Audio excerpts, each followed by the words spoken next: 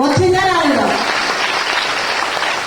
ప్రతి నెల సార్ ఈరోజు మా ఊర్లో ఎందుకంటే లక్షల కోట్లు సంపాదిస్తూ ఉండొచ్చు ఒక 5-6 నెలలకు సంవత్సరానికి, కానీ ప్రతి నెల 9వ తారీఖు నామపురం ధనలక్ష్మి శంకర్